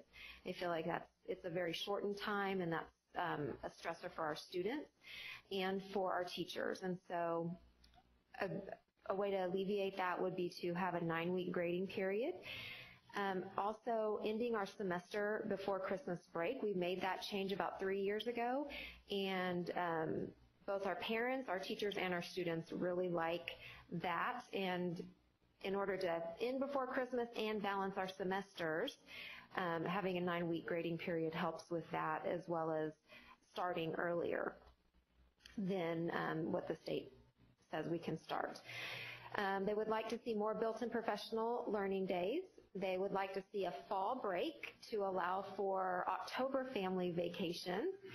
And they like starting midweek, or at least not on a Monday. They say it's a tough, long week when we have a 5-day week that first week back.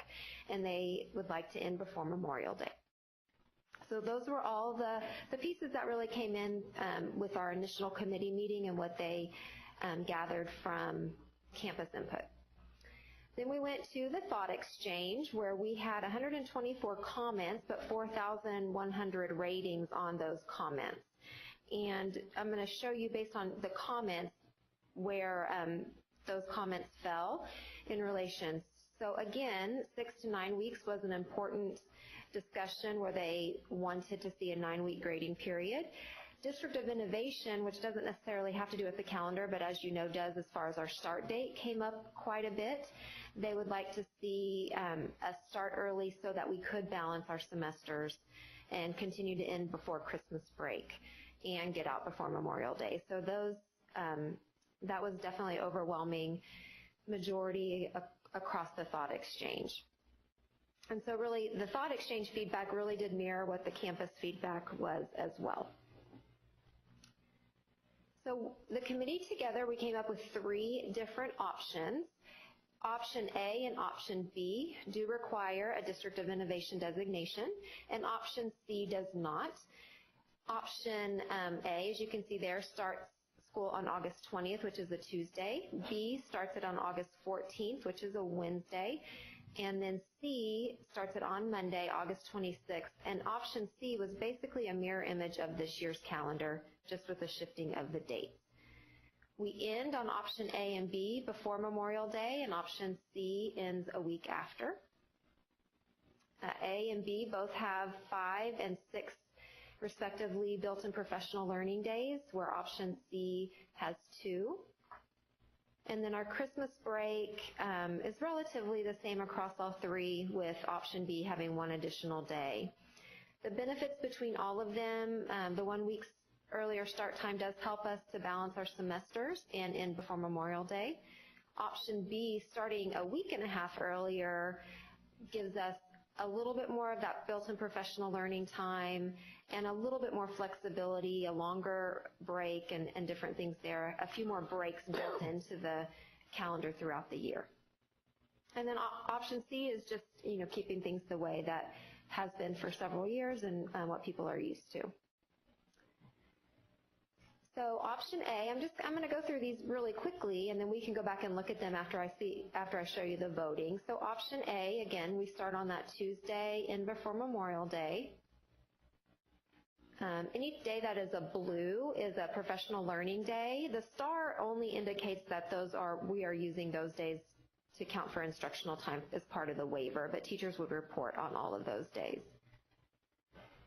So Option B looks very similar, but it does allow for an extra day at Christmas, an extra day off in February. And then Option C, like I said, is pretty much what we have right now.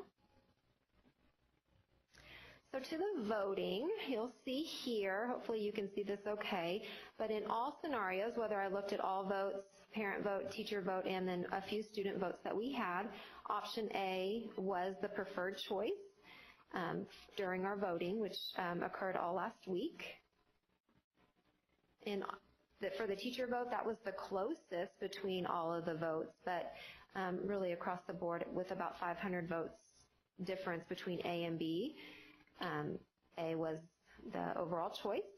And I think that what this does tell us, again, and Dr. Thornell kind of alluded to it, but Option C did get the least amount of votes. So our community, our teachers, our parents are showing that they would like to start earlier, and possibly because they could get out earlier, different things in the balance of semesters.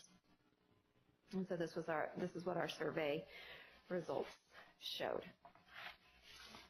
What questions do you have? And I can go back to the calendars and go into any kind of detail that you would like.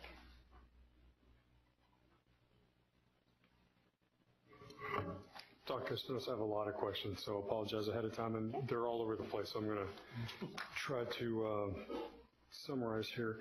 Can you go back on the waiver days with the star? Could you explain that again? Yeah, so the state allows us, so we have to have 76,900 minutes. The state says 2,100 of those minutes that we count as instructional time can actually be used as professional development. And so we use about 1,900 minutes for professional development. So we just have to indicate that so the state understands which is actual time and which is professional development. So those are teacher work days in? Yes. Okay. And it's part of the teacher's 187-day contract. And then on BOY testing, what is that? That's a great question. We would need to really figure out the logistics of this, but many districts around us do a lot of their beginning of the year testing. So especially at elementary, when we have to do our DRA testing at the beginning of the year, what they'll do is they'll invite parents to bring their children in at set times to do a lot of that testing before school starts. We would really like to explore this with our community. Even if we get a third of the students, that's still a third less than our teachers would have to be assessing during school, when it's hard, it's a lot of work, and they miss a lot of some of the instructional time that they have to, and getting some of those things done. So we would like to look at those 2 days and really advertise parents bringing their children in to get some of that assessment done before school starts. And I'm going to still have more questions, but with what you just said, Dr. Warren and President Kopp, we talked in the past about making reading progressions for a year, and then you're talking about all the testing and taking away from instructional time. Would this solve that in a sense? Is that kind of what we're... Well, I mean, we do the beginning, we do the midpoint, we do the end, just to make sure we do that. I mean, that is what, as Stephanie started her conversation, what we try to do with the calendar is make sure that it's supported instruction more than anything else. Okay. So those decisions where things are located, why we did things, put PD days in specific places, was to get the very most out of the instructional programs that we could. Okay. Okay. And then so for our secondary campuses that don't have as much of that, we'd like to do a lot of transition camps, especially for our sixth graders going into middle school, our freshmen going into high school. And so those days would allow us to have teachers on campus and doing some of those transition camps there then, where our kids could actually come in, walk their schedules, learn how to do lockers for our middle schoolers. That seems to give them a lot of stress, but different things like that to help them get acquainted before, all the students are there at one time. And so those would allow us to do some things like that as well. Okay. So I'm just going to go down my list and try to stop keeping them in order. I guess this year, October, that flex day was traded for conferences. So the teachers, if they went to conferences, they didn't. Mm-hmm. And then the other 3 were for summer training. Is that option still there going forward? It is for option A, which was the calendar that was, as I showed, was the favored choice. Except for the parent conferences, there really wasn't a day to put that, and that was actually a big topic of discussion with DEIC, and so we will look at calendar A and see if there's a way to add that parent conference flex day back in, or look at other options for meeting those. We understand the importance of having parent conferences for sure, and so that would be a piece that we're looking at. But the PD days are there, so there are some things that we would look at, making some adjustments. And so some of these questions are for option C, but I guess that we're probably not going to be looking at that going forward. So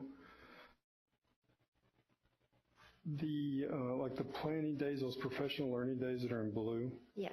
Are those going to be dedicated truly for planning days? Because well, they're professional. Well, I guess our principal's still going to be allowed to pull for random meetings and then have them go to do professional or do their learning later? Because I know there's a lot of training they got to do online and whatnot, but. Right. So it would be, the idea behind professional learning is that it is professional learning that may look like planning, that may be, a content preview, that may be using data. All of those things are part of that professional learning time. But as far as like pulling them for meetings that are not as dealing with instruction, that's not the purpose of those days. Okay. I think I might have more behind a little bit later, just trying to clarify that a little bit more.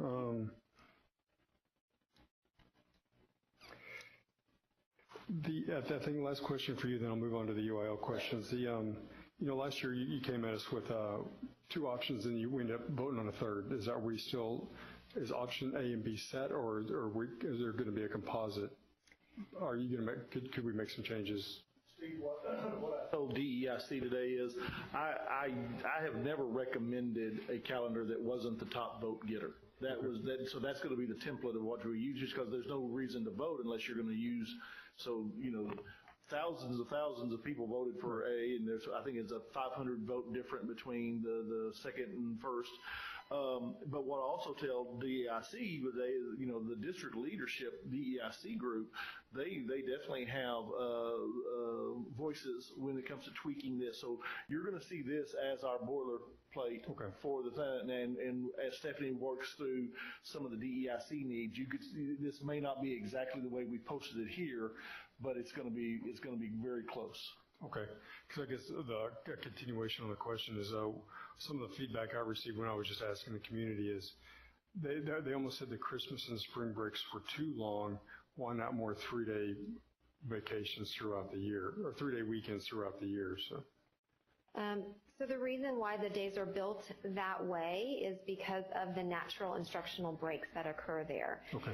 So those are great times for us to reflect on the end of the 9-week grading period or the end of the semester and make determinations of interventions and things that our students need to move them forward. And so those just happen to fall at the end of a grading period. And so that's why we put them there, but those are definitely discussions that we can have. Again, that was based on feedback from the committee in the best way to serve our students and why they would want those professional days built in there to do content previews and things like that. Okay. So I guess the next question is for, looks like we're going to be starting earlier than normal. So how does that impact athletics, specifically football, and then marching band? Well, we have two things to look at on football, high school start date and middle school. It doesn't matter when we start school in regard to high school football. That date is set by the UIL for everybody across the state. So there's 2 different dates. All three of our high schools start the second Monday in August because they all elect to do spring football. If you don't do spring football, you start the first Monday in August. Okay. So it doesn't matter when you start school. Middle school, it is a little bit of a challenge because middle school athletics starts the first day of school. And then once you start, I think middle school football has 80 calendar days to play their number of games that the UIL has allotted, and volleyball has, I think, 86 calendar days. And when we play in the league with the Kellers and the Eagle Mountains, if one school starts August 15th and one starts August 27th, those 80 days are so different. The school that starts August 27th is a little bit behind, especially the 7th graders being the first half. So I think either one of those options is going to put us back closer to the people we play with the start date and even things out for our school. Yeah, and I noticed that with my son's football, 4th or 8th grade, we were playing Northwest schools first before we moved into Keller to get some. But for high school football, the date's set period. Correct. Okay. And the UIL is they're talking about having a set date for middle school too. They mentioned the first day of football and volleyball being the 4th Monday in August. And it doesn't matter when you start school, but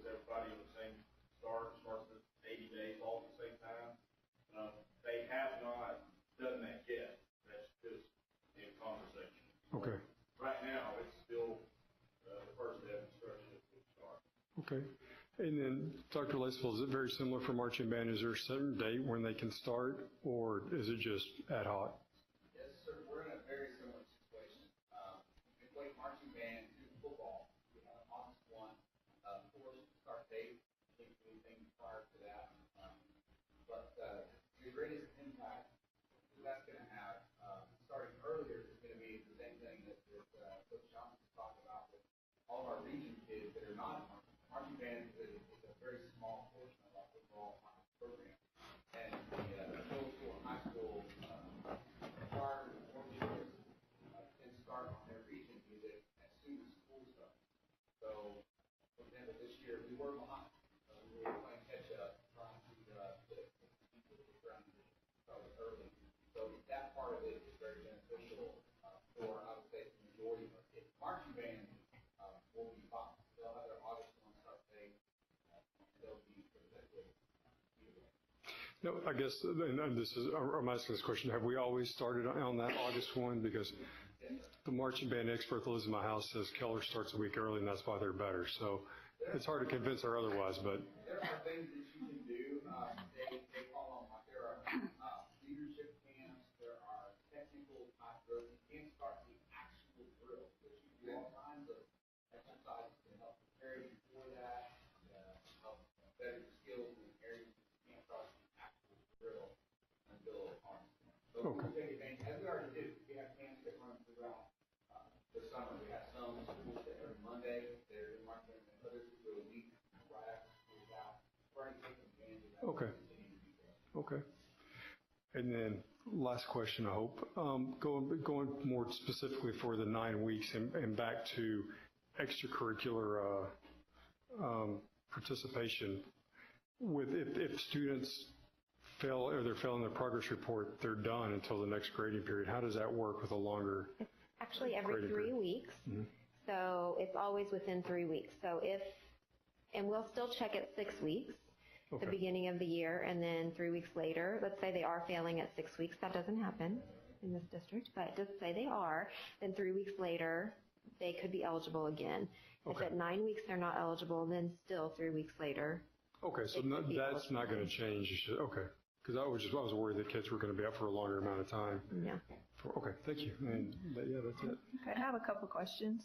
On the beginning of the year testing, is that going to be just voluntary by the kids and parents that want to take advantage of that, or how are we going to publicize that and get parents to be involved? Yeah, we'll definitely have to think about the logistics of that, but it would be voluntary. We would try to get the word out as much as possible. I think this first year, we probably won't have the turnout we would hope, but I think it'll be something that would grow.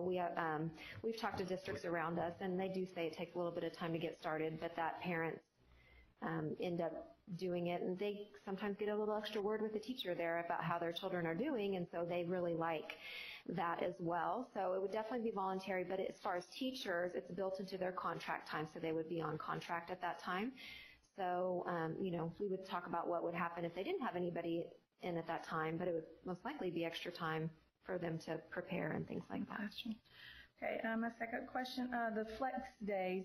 I noticed from calendar C, they went down from 4 to 3 flex days, and that's teachers taking professional development in the summer. They get those days. Yeah, well, and one was that parent-teacher flex day.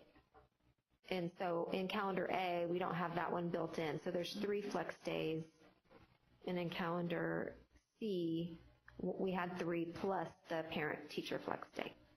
Okay. So 3 were for PD and 1 is for flex, for parent conference flex, which we'll look at. We're going to look at seeing if that can be added back in. So I just haven't figured quite how to make that fit yet. Well, just my personal opinion.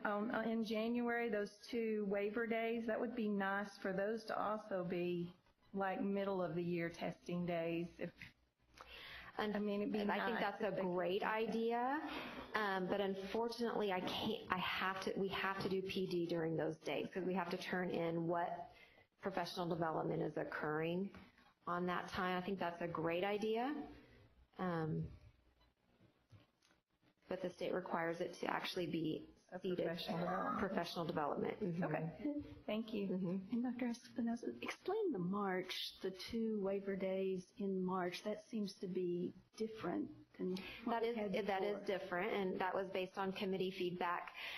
What that does is it actually puts us at that last marking period, right before the last marking period, right before testing that might be coming up, and so it really gives us time to, in fact, what we do now is after school PLCs to really look at, we're 6 to 10 weeks out from STAR assessments, and so what is our data saying, where our students might still be struggling, what intervention plans do we need to maybe adjust or put in place, and so they liked the idea of having that there to make sure they're really going forward that last marking period and hitting students' needs. So following spring break, how many actual instructional days do we have before EOC and STAR for students to get instruction? Quite a bit, because EOCs are moved to the week of the 4th and the 11th of May is when STAR testing and EOC testing is. So they have those 2 weeks or 2.5 weeks in March, all of April for that. So it's for the majority of the tests, those would happen there.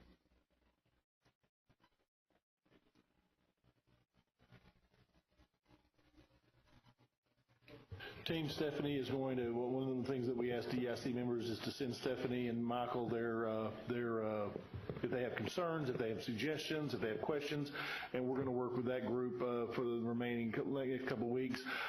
If we feel comfortable doing so, we will put this on the next agenda for you to approve. If we don't, we'll work again maybe another couple of weeks and have it for you by February. But I really do like the process, and I think we're never going to please everybody with the calendar. There's always those who are disappointed in our calendar, but we'll try to bring you one that we feel the very best about.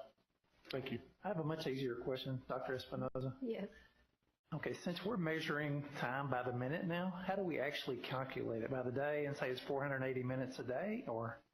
Yeah, so our day is 440 minutes, except for early release days. Those are 240, but yes. So we don't have a stopwatch there at every classroom? Some do. Definitely track and cross country. They keep theirs out, but most of the others just go by day. Thank you, Stephanie. Good job, Stephanie. Thank you. All right, now we move to reports. November financial investment report, Dr. Warren. Mr. Grasswich. There really wasn't a lot of activity in November. We had one of our general operating securities mature so we could make payroll, always a good idea.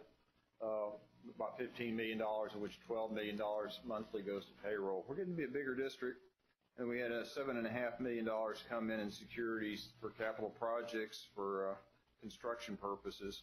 Essentially, at this point, we are pretty much drawn down. We're down to about $157 million. Interest rates are up on the short end, and we tend to be a short-run investor, so we're a little over 2% now. A lot of it's in treasuries, nearly 40%. The rest is spread out between government investment pools, bank deposits, and agencies. Essentially, we literally have no money out past the 6-month mark at this point, and that will be the same in December. Now, in January, we're looking at building the ladder because we've collected our tax rolls, and we'll start building money back out. Usually put out about $15 million a month, and that works out to about $12 million a month for payroll and about $3 million for accounts payable and all your non-payroll bills, essentially. As far as the investments go, we're tracking pretty good with the things that we measure against. Probably the most interesting thing is looking at what is just happening in general. The Federal Reserve, I just foreshadow, went ahead and increased rates in December. At that time, they all thought there were going to be increases, maybe as many as 3 in 2019. Now they're not so sure. In fact, parts of the yield curve have now inverted. So instead of being an upwardly sloping yield curve, it kind of goes like this. And inversion is usually a sign of a potential recession. And so I know there has been some slowing in automobiles and in the housing industry from the higher interest rates. So That's confused a bit with the problems with the Chinese trade and tariffs and, of course, the current shutdown of the government. As far as the interest earnings, we earned $352,000 for the month of November, and we've earned $1.8 million, and so that helps with the finances. Of course, we have a $254 million budget, so it doesn't help as much as we might like, but every bit is good. The investment report is attached along with the monthly financials, and I'll be happy to answer your question.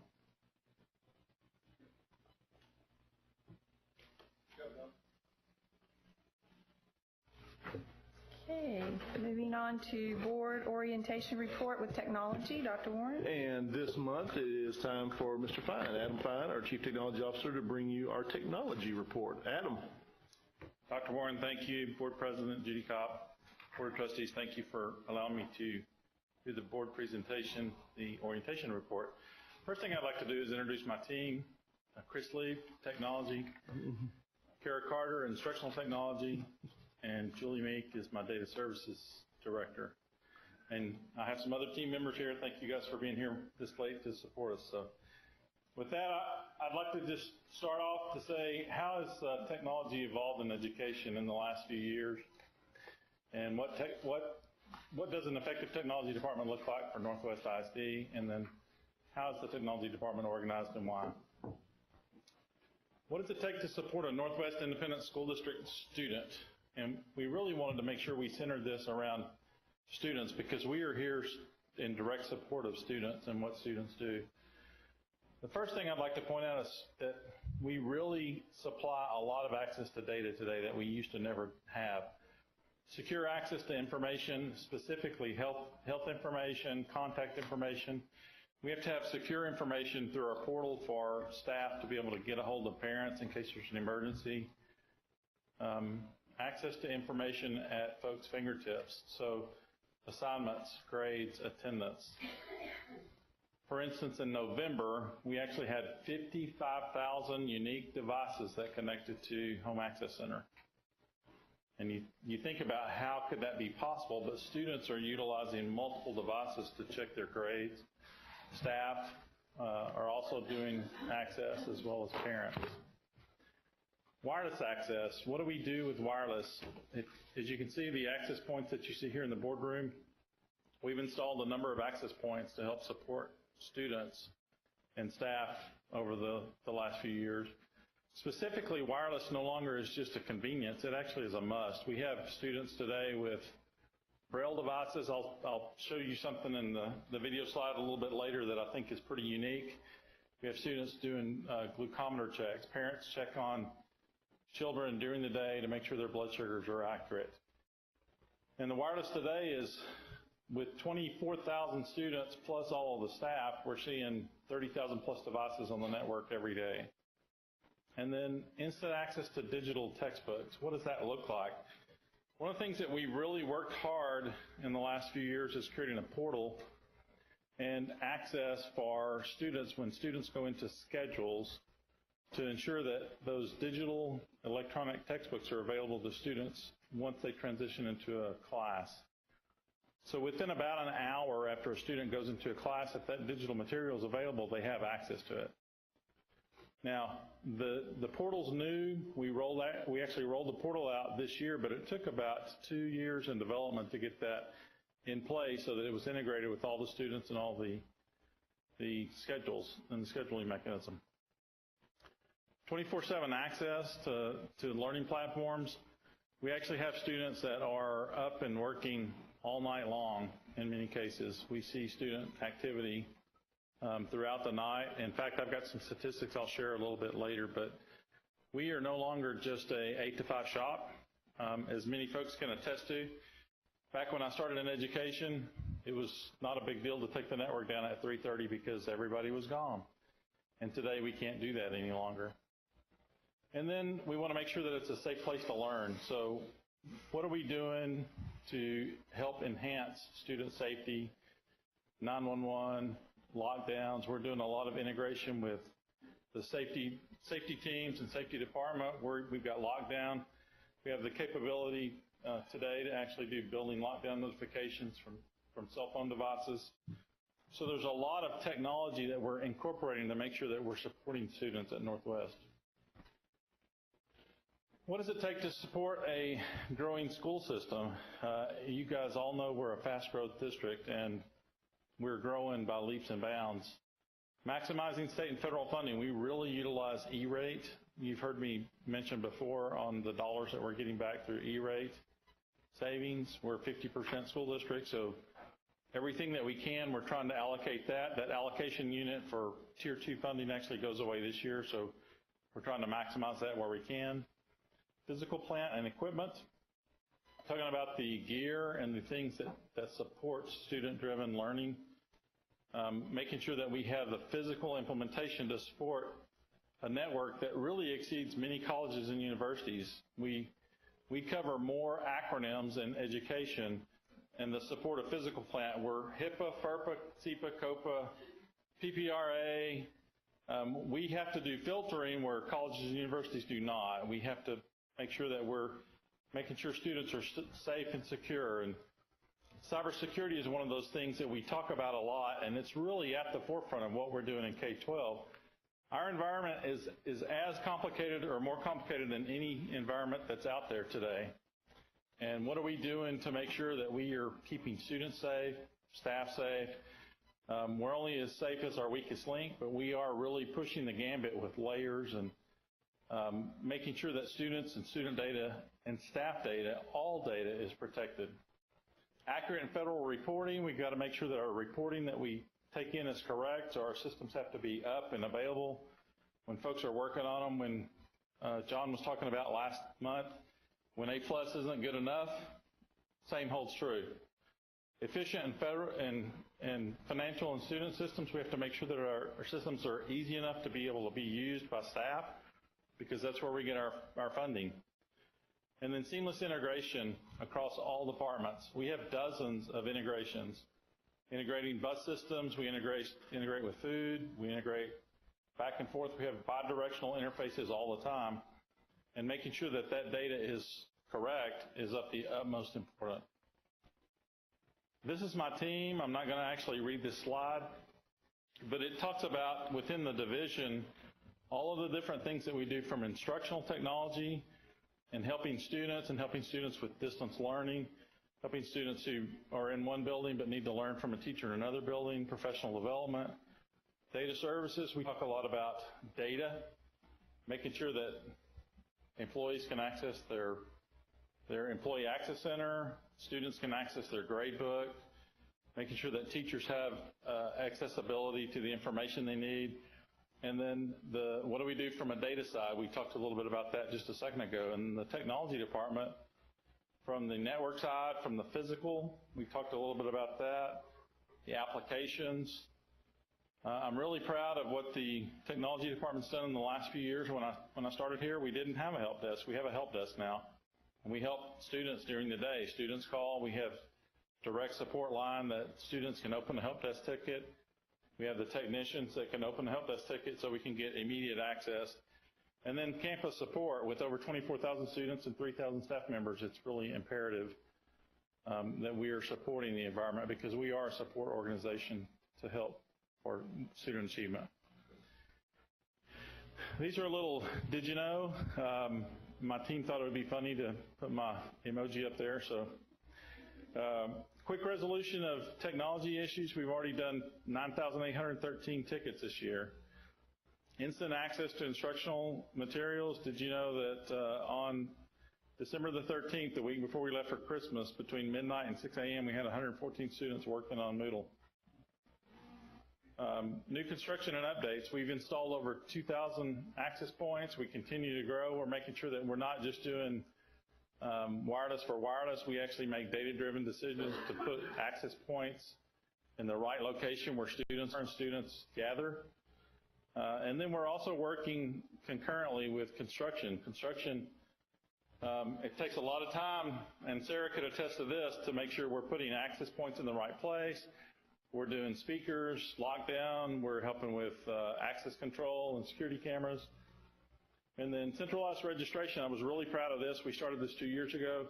We helped 3,590 parents that were primarily ELL, language limited parents, and low-income parents that came to our centralized registration for proof of residency.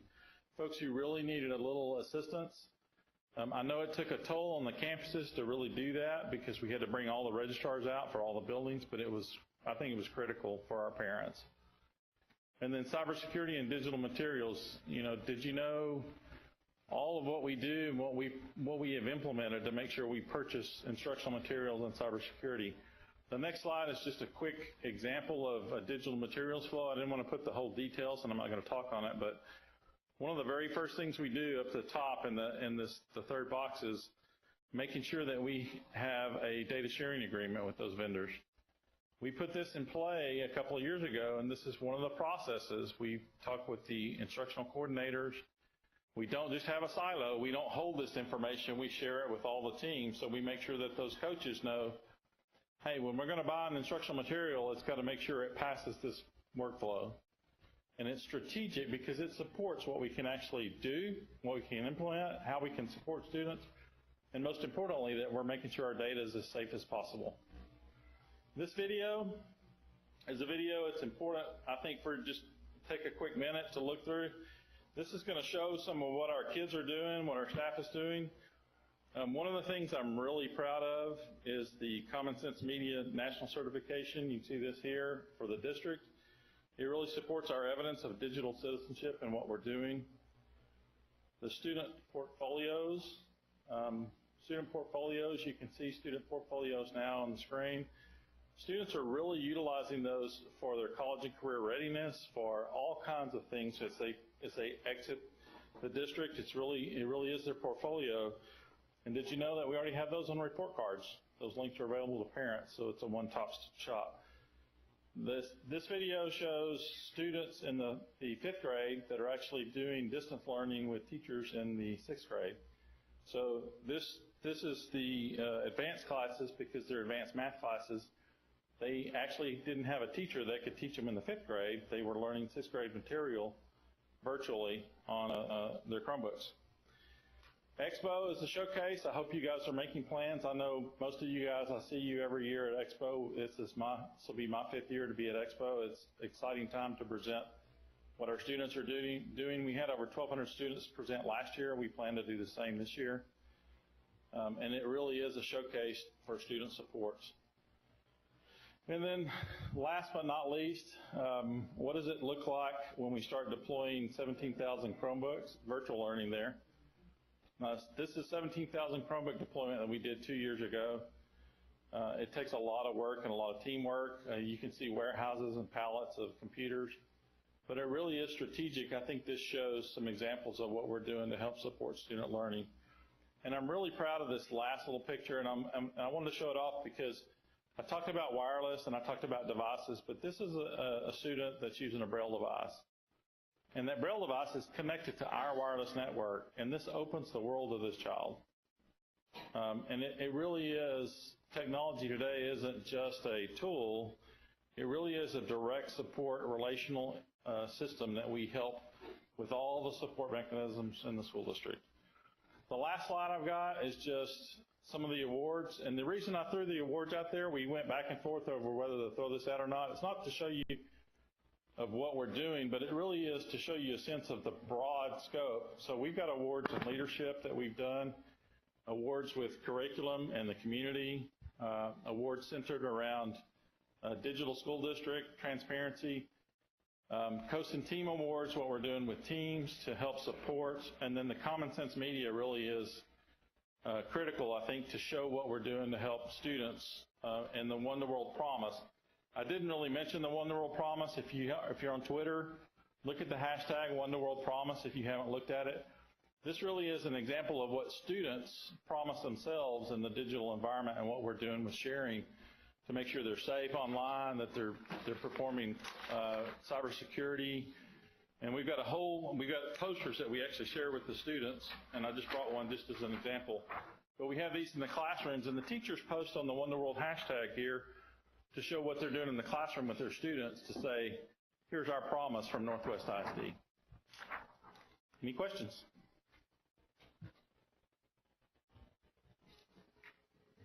just a thank you for all you do. You're welcome. It's exciting. Thank you all. Thank you all. Great job. Thank you. Okay, next item, consider any item removed from the consent agenda. There were none. President's report. Lizzie Curtis Elementary dedication tomorrow night at 7 p.m. at Curtis Elementary.